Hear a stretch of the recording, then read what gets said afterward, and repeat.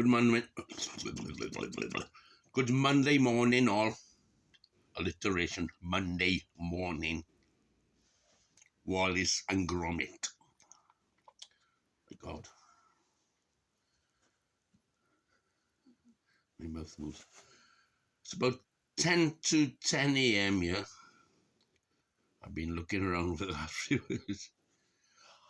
And as I said yesterday, well, it was pretty obvious, wasn't it? My last video. Red sky at night. What? Red sky at night, Shepherd's Delight. Red sky morning. Well, anyway, that didn't work. It's raining. I did say yesterday, I saw there was grey clouds coming in. Yeah. So it's raining. I was talking to this girl in holiday yesterday. I was telling her, "Oh, it's a lovely day outside there. I'm sorry to tell you." She was behind the till. She's a tall girl, like, and I think they're all very intelligent, the ones who work in holidays. And I was saying to her, such as she's very, but she's got these tics, She's got these tics, but as many, as many, well, sort of clever people. There's types. Backwards and going forwards. Daft but clever. Daft as a silk brush. Daft as a silk garden brush. Anyway, I had a good day yesterday. Oh yeah, I in said Aldi's met my old friend Mark Martin. Yeah, he used to be the steward of Crosshands Working Men's Club for years. And then he was steward of Tumble Working Men's Club for a year or two. And he's back driving trucks. he's a year older than me. And he was telling me that a fella, a couple of doors down from him, 2 or 3 doors down from him, our age, Ian Williams, was back home to look after his 2 old parents. So I went to see him last night. Lovely family. They haven't changed. Sally Ian was diagnosed with multiple sclerosis about 10 years ago. Well, at the moment, he's taken the drugs and things like that to try and calm it down. He was all right. He was walking around and that sort of thing. But he gets seriously tired. Anyway, and his father, Teg, Disco Teg, although he's on a Zimmer frame, he's full of beans. But sadly, his mother come down with Alzheimer's senility. Shadow herself. She was so thin and everything. But that's life, I'm afraid. There's no 2 ways of getting around that age. Yeah, but Ian seemed happy enough. Yeah, I'll call by and see him. Well, he's on YouTube. Yeah, but it seems I think he looks as if he's moved back home now to look after his parents. Yeah. He's the only son, only child. So there's a lot on the shoulders coming. And it's not very nice, I know that. Yeah, too bloody right.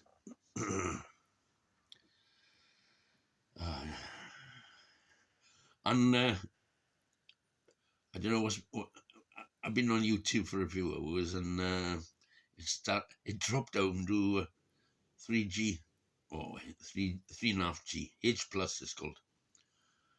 What's going on? So I don't know whether they're doing any work on any any technical work on the transmitters. You know, with the phone, it's always good to have a supply, a backup supply, like a Wi-Fi, broadband Wi-Fi. But I'm saving my money. I'm saving my.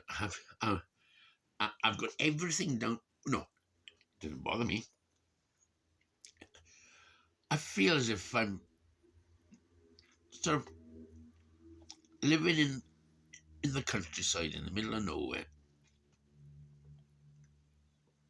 I've got everything down to basics. And the basics these days is a smartphone with a signal. And, 4G. But whenever I replace this phone, I'm obviously getting a 5G. I think 5G is in the air around here. Cross hands. Yes, definitely. I know British Telecom are delivering fibre optic, but 5G is faster than fibre optic, which is remarkable when you think about it. It's very clever, I remember doing an engineering course in the 1990s when I was home here looking after my parents. Modules in a degree of engineering, and we did communication signals, and it's remarkable how it works. Steps and steps and steps. And you get the basic step, and then in the basic step, there's steps going up and down various voltages between 0.5 to a couple of, if that, I don't know. And the frequency of these steps and inside, you get the carrier digital signal, and then you get steps inside it, and now 5G, it's like communication waves through the air, akin to what goes on in the microprocessor inside. The microprocessor inside is all hardware. Fucking, how can you imagine hardware? Bloody, nanometer technology. Tiny. It's amazing how technology has. 40 years ago now, 1982, the first PC computer from IBM turned up. Using DOS, around about 1982, and that's 40 years ago now, right? And 10 years later, in 82 it was 8-bit microprocessors, and then 10 years later came 16-bit, 32-bit microprocessors, and then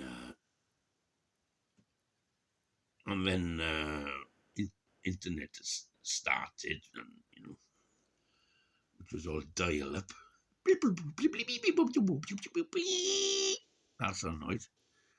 And then after 2002,